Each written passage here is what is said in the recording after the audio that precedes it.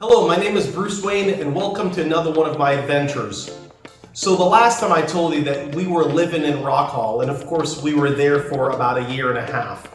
And during that time, one of the memories that I have is going to Locke's Bush. Now, what does that mean?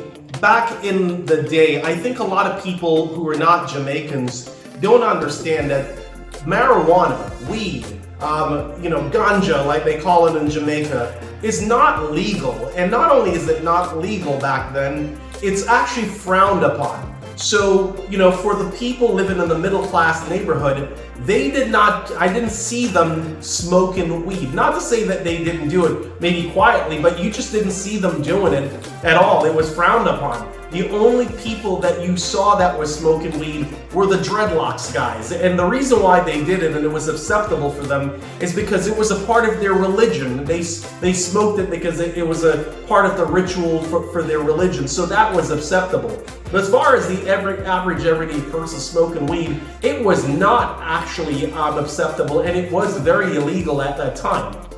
However, when we were up in Rock Hall, I remember Locks, who is a dreadlocks guy, and he actually had a Rastafarian, and he invited my brother and Michael and I to go to his bush, to go to his farm, basically.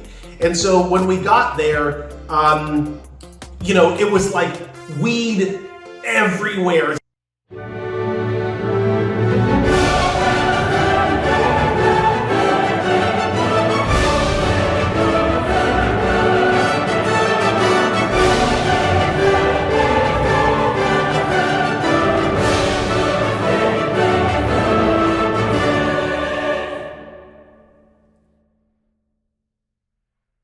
As far as the eye could see, the weeds were tall, they were taller than we were. And so what was interesting, and then he decided to smoke some of that, and he had a bong, and the bong was basically a coconut with a hose in it, etc., and the pipe on top and some water in there, the typical bong that people think of today.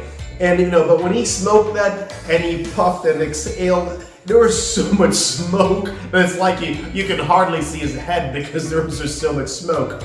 I also saw both my uncles smoking weed as well, and they usually smoke from the bong, and they typically didn't smoke from a spliff per se. If they had a spliff, it was huge. It was a freaking huge spliff that they smoked, which is why when I came to the United States and these young boys, they were smoking, they offered me to smoke weed, and they were handing out this little thing, and they were sharing this little thing, and they were sticking it in their mouth, and then they were handing it to you want to smoke it? I'm going, just like Crocodile Dundee, that's not a knife, that's a knife. So it's like that's not a joint. A joint should be like this big because they're big and thick as a cigar. So that's what I was used to seeing, and for whatever reason, because we just didn't have an interest, maybe because my father smoked, we just never had an interest in smoking weed. So we never did, and so when I came to the US, we never did also.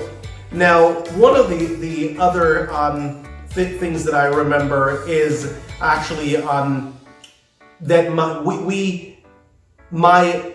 when you were ironing in Jamaica, one of the things that you would do, it's usually, if you were living in the city, then you had a regular steam iron. But if you lived in the country, you would have an iron it was a piece of steel in the shape of an iron with a steel handle that was crafted on top of that iron. And what you do, you stick it in the real fire until it gets really, really hot. And then you'd wrap a towel around it, take it out of there, dip it in some water to take the edge off, and then you would iron the clothes. So we communicated to our mom that we needed an iron because we were all going to school, I think, at the very beginning when we got up there. Now, let me just kind of give you some background. My brother, I said that my grandmother had 10 kids.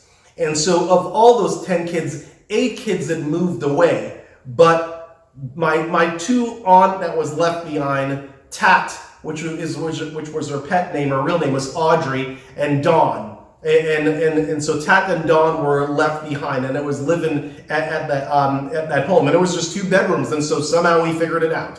And so Tat was about 17, and Don was about 16, just barely turned 16. Now Wayne was about 15 and a half, almost 16, and Colin was about 16. He was the same age. My oldest brother Colin was the same age as Don, my aunt. And so you knew there was going to be a power struggle, because at this point, Tat and Don were, so sure of themselves that we were the authority. We are your aunt and you're going to listen to us. Of course, we're city kids. We never got that memo, and you saying your aunt means nothing to us. You don't have any authority over us. And so began the Great War.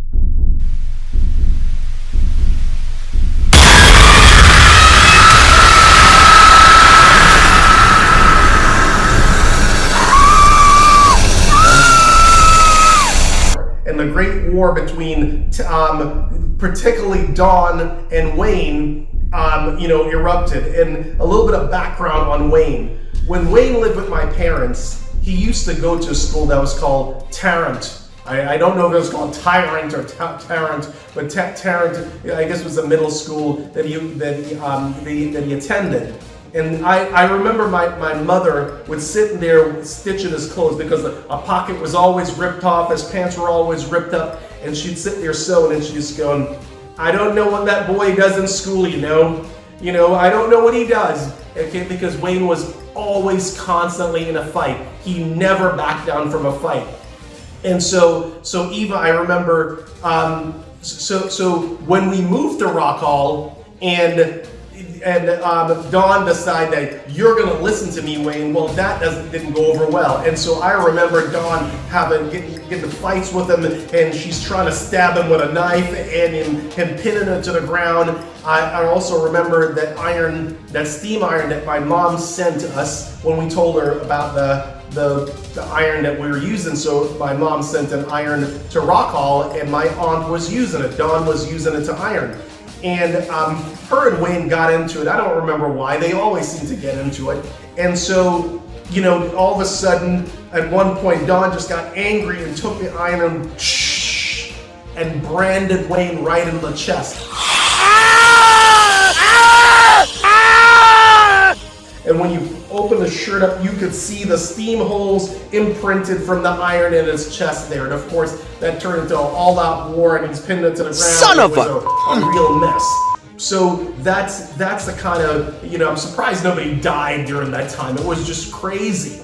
I also remember us catching parrots in Jamaica, and parrots is in parakeets, the birds. And so what you would do is that you take a machete and you'd go up to one of the trees, and you'd cut the tree, and then the sap would bleed out of there, and then you'd extract the sap, and then you'd boil the sap, and then once you boil the sap, then you pick several branches off the tree, typically dry ones, and then you coat those branches with the sap, and then you tie it at the highest point, the highest branch on the tree. I hope I'm not giving people ideas. Please don't do this. Okay, and then you just leave it there, and what happened is that the birds would just land on it, and that's how we'd catch parrots. And so we had parrots, etc., and we did some awful things too. So don't ever want to talk about those things, unspeakable things. But we were boys, and so that's some of the things that we did. But it was just a time in our lives where there was just no holds barred. No holds barred. You could do anything you wanted to do at that time, and there really wasn't any real repercussions about it.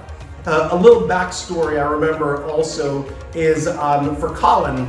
So Colin, I said, was the genius, and so when Colin was back home, when we were living with our parents, I remember our parents giving Colin what was called a Viewmaster. It's basically, you look into it, you click a button, it changes the slide, you see another thing, it changes the slide. Well, Colin figured out a way and you project it onto the wall. And so Colin got a big sheet out, and he actually set it up so that you could project onto the wall. And so the entire wall seemed like a big area. It was like you were watching a movie. And so Colin actually charged the kids in the neighborhood 5 cents for them to come in and actually watch the Viewmaster. And he had a little line going of kids that were coming through and paying him to watch the Viewmaster. And so when we moved to Rock Hall, I remember at the time, before we moved there, Colin had built his first TV set at 12 years old. He sent it away to this company that I think was called NTS or something like that. And they send you the parts, and then he was able to assemble it, and that's how he built his first TV. So when we went to Rock Hall, Colin took that TV with him that he had made. And when we got there, he figured out a way, once we got electricity, to create some sort of satellite or antenna situation, because I remember that we picked up Cuban stations while we were at Rock Hall, and we were watching Cuban cartoons. And I remember watching the cartoons that were in Spanish at that point. It was not very clear, it was kind of grainy a little bit, but you could clearly see there was cartoons from somewhere else and it was in Spanish. So that was sort of interesting. So Colin really sort of, that was his area. He was not the most physical guy, so he decided that his area was going to be to cerebrally, he's like Cerebro or Dr. Xavier from the X-Men. Yeah, Wayne, on the other hand, earned a stripe as being like the Wolverine. You're not going to control him. He's absolutely uncontrollable, and I think that part of that really pissed off some of the men in the neighborhood who, back then they wanted respect. And Jamaica is, men want respect. They say, no for respect. So from that point of view, Wayne was not going to give him any respect. And so a lot of these guys would expect that when you walk by them, you'd say good morning or something like that. And Wayne was not having any of that. And so as the years went by, eventually it came to a head where some things happened. And I'll tell you about it in another episode. But those are some of the stories that I remember from Rock Hall. Stay tuned for the next episode. When I'll tell you another story. By the way, don't forget that I'm Bruce Wayne, the fitness guy. Okay, I've helped thousands of people to lose weight and get in shape. And we have an app that's called EZIE Weight Loss app. And through our website, that's called University for Weight Loss Science. You can just click on the link below, and you can download our app. We have all sort of workouts, from strength training for women, men, martial arts, dancing, etc. So check it out, and that's the way that you can support me. Thank you very much. See you soon.